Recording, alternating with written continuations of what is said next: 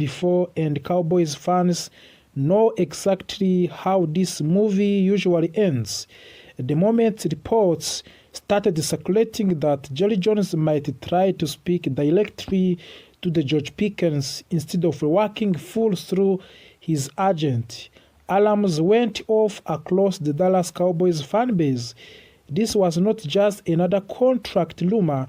This is felt familiar, too familiar, because we have seen this exact strategy play out before, and last time it did not end well.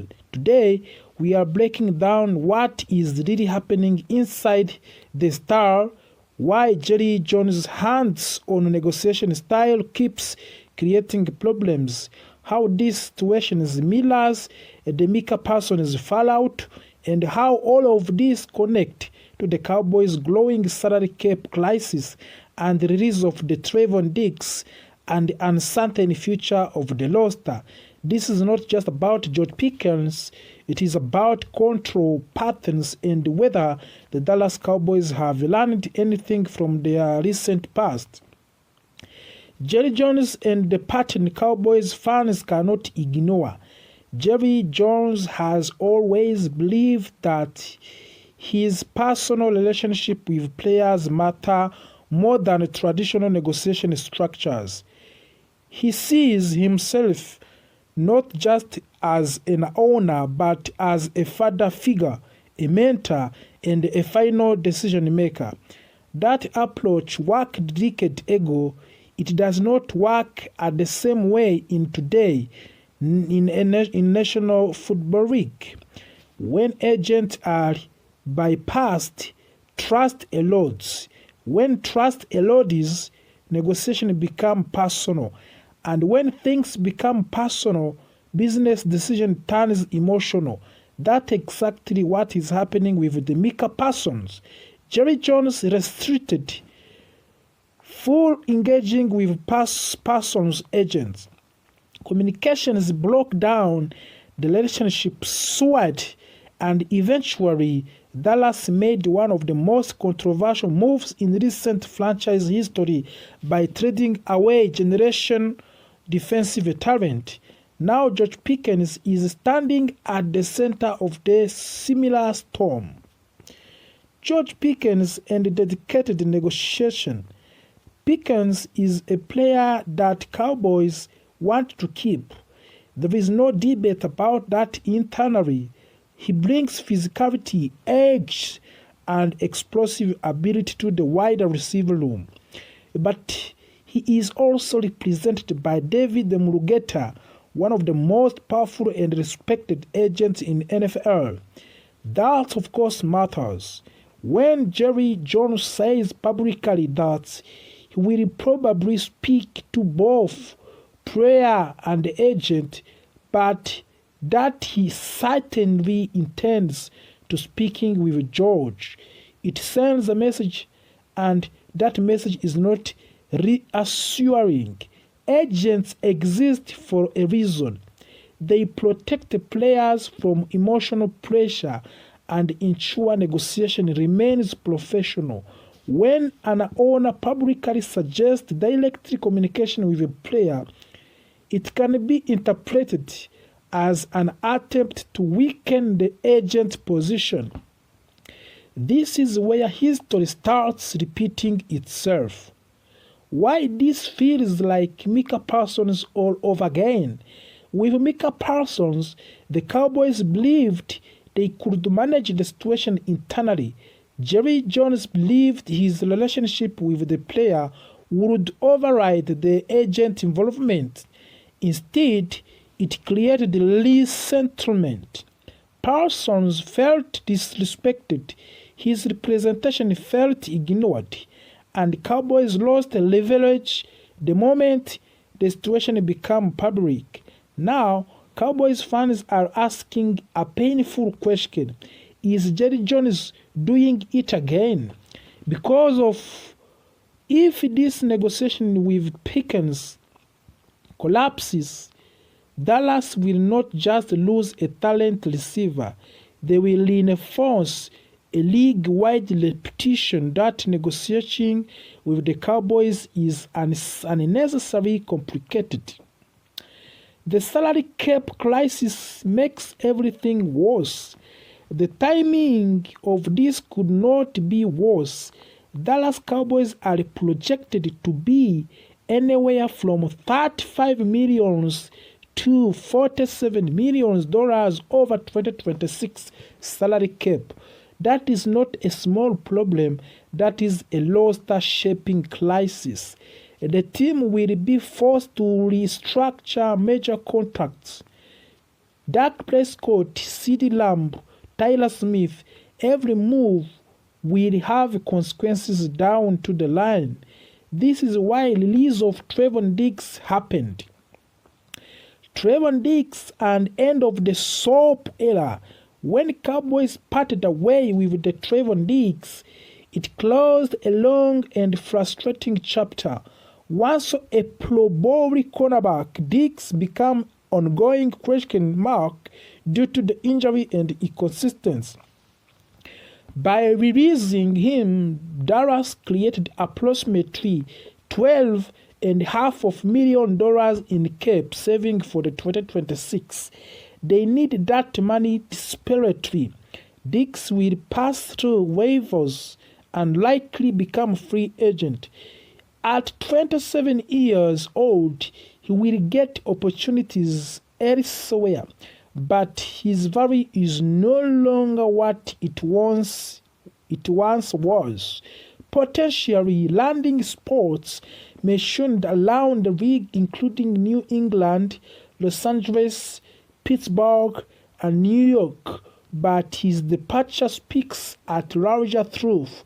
The Cowboys are trimming whether they can. Dallas is facing a future where every contract decision must be precise. Mistakes cannot be afforded. This makes George Pickens' situation even more dangerous. If a negotiation fails, Dallas does not have the financial flexibility to easily replace him. And if Jerry Jones creates friction when none needs to exist, the cost could be far greater than one player. There are 4 players Dallas would ideally like to retain in free agents. We have kicker Brandon Aubrey, wide receiver George Pickens, running back Javonte Williams, edge rusher Jadeveon Clowney. That is not a cheap list. Every negotiation must be smooth, respected, and efficient. And ego-driven approach increases the risk of losing valuable contribution. Beyond the headlines names, Dallas also faces decision on depth players like Kenneth Murray, Donovan Wilson, Peyton Turner, Brock Hoffman, and T.G. Bass. These players may not dominate headlines, but they matter when injuries pile up during the season. Losing too many of them creates roster instability. Then there is A.J. Smith, the son of the Cowboys legend Emmitt Smith, has declared for the 2026 draft. He is likely to be underdrafted and making him a lower cost option for the team with limited cap space. At 5 feet 11 inches and 211 pounds, Smith showed flashes at Texas and scoring 4 touchdowns on limited carries. The idea of the Smith wearing the Cowboys' jersey again is appealing. The cost would be minimal and the need at running back is real. This is the kind of cost of move Dallas may be forced to rely on more often. Dak Prescott quietly strong season. Lost in chaos is the fact that Prescott is having one of the best seasons of his career. Over 4,400 passing yards. Third 30 touchdowns, only 10 interceptions, and yet the team is hovering around mediocrity. That disconnect defines the modern Cowboys. Jerry Jones' promise and fan skepticism. Jerry Jones has promised that Cowboys will be better on defense next season. Cowboys fans have heard similar promises before. Words are not enough anymore. Fans want evidence that lessons have been learned, that mistakes will not be repeated, that negotiation will not be implored due to pride. Here we have a big question. This is not video about Pickens. It is not video about Trevor Diggs. This is not even about salary cap. This is about whether Jerry Jones can adopt. The National Football League has changed. Power dynamics have changed. Players and agents are more organized, more informed, and less willing to accept old school tactics. If Jerry Jones continues to believe that personal control is more important than professional structure, the Cowboys will continue to cycling through the same problems. And then Cowboys fans will continue watching the same movie, hoping for different ending. So, real question is simple. Is this pattern that will finally break, or are the Dallas Cowboys about to relive another self-inflicted disaster? Because Dallas released one of their most recognizable defense stars, Trevor Diggs. This decision shocked the fans across the league and forced the Cowboys to face a new reality. They now need a new number one cornerback, and NFL draft has become their main solution. Trevor Diggs was once seen as the future of the Cowboys secondary. His ball-hawking ability, confidence, and big play style made him one of the most talked about defense players in the league. However, injuries slowed him down over the last 3 seasons, adding growing tension with the team and reported breach of the team travel rules, and the relationship finally reached its breaking point. Dallas chose to move on, closing an important chapter in franchise history. Now, the focus shifted to what comes next. Replacing Trevor Diggs is not easy. He is brought turnovers, energy, and stars power to defense. But the Cowboys are not without options. The front office holds 2 first-round draft picks, giving them flexibility and power in the upcoming draft. Their mission is clear: finding a cornerback who can step in immediately and stabilize the boundary. One name at the top of the main draft boards is Jermond McCoy from the Tennessee. Even though he did not play during the 2025 season due to anterior cruciate ligaments injury, his talent is undeniable. Before the injury, McCoy looked like a top 15 pick. He has excellent footwork, strong athletic and ability, and he can play both place coverage and off-man coverage. If medical evaluations are positive, McCoy could become the Cowboys' top targets in round 1. Another strong option is Mansour Delane from the Louisiana State University. Delane made a big jump after transferring into the Southeast Conference. He proved he can handle elite competition by performing well against top programs like Alabama and Clemson. At 6 feet tall and 190 pounds, he has the size and athletic profile teams look for a boundary cornerback. Delane also has excellent ball skills, making him a neat natural candidate to replace Trevor Diggs' playmaking ability. Then there is Aviano Tellel from the Clemson.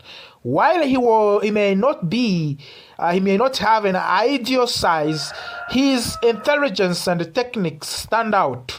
Tellel plays quickly, and has smooth movement in both man and zone coverage. He is also willing to play physically against the run, which coaches values highly. Many scouts believe he has a higher floor, meaning he is like to become a reliable professional player, even if he is not a superstar. Colton Hood from the Tennessee is another intriguing name. Hood stepped up when his team was injured and used that opportunity to raise his draft stock. He showed strong athleticism and confidence, even though his statistics were not eye-popping.